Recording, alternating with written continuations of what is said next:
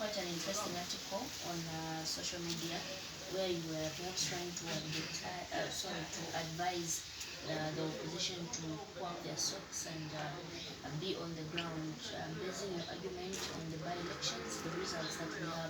The Patriotic Front has scooped 10 words out of 15, leaving the opposition with 5 only.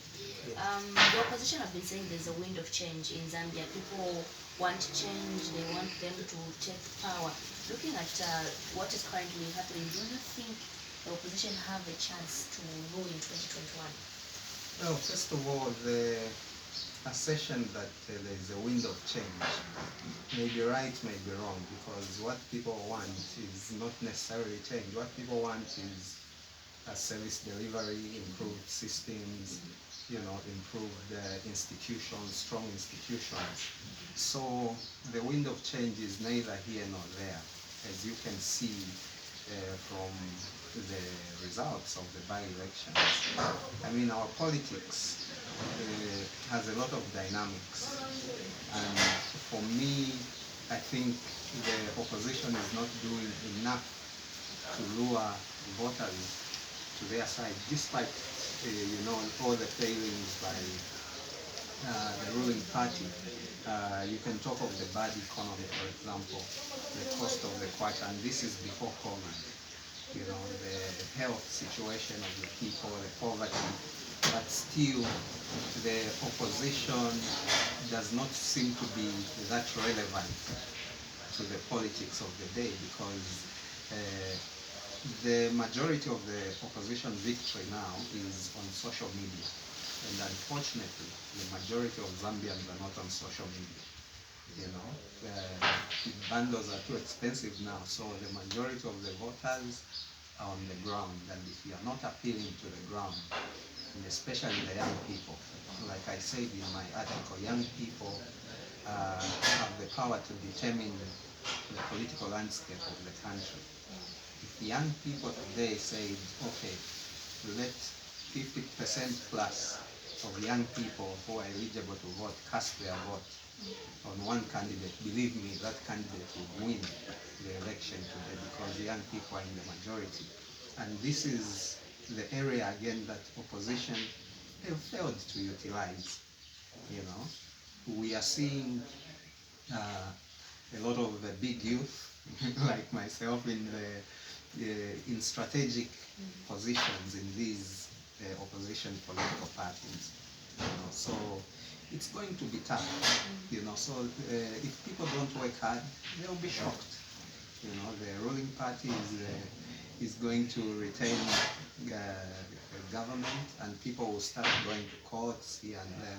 So really, there is need, if people want to be in government, I think they need to pull their socks, really. So there's, according to observation, people who are usually covering elections, they say by-elections are usually won by the ruling, looking at circumstances, because they have the manpower and they are centered. So the ruling will have all their manpower, the money and everything in one area, but general elections are countrywide. So do you think perhaps the ruling have gotten the 10 words because they were big centered? It's such a countrywide thing, you don't have to be divided? Well, for me, I think you cannot base any election from any past election. I think that's the folly of the greatest degree in politics. Look at people who, for example, the current president, President Zulu, he was a non-entity politically. Saka loved him and things like that, but politically he was a non-entity. If you remember, he lost an election on the opposition when he tried to contest for member of parliament. So things happen. That's where now things like the wind of change come into play. What if that wind of change favors someone who is in the ruling party?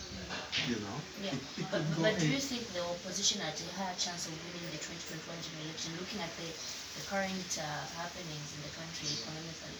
Well, the chances depend on how they bring their house together, you know, how they lure, because we know that, for example, the main opposition, we know that it has certain voters who you can never take away from them, you know. So, but it needs more.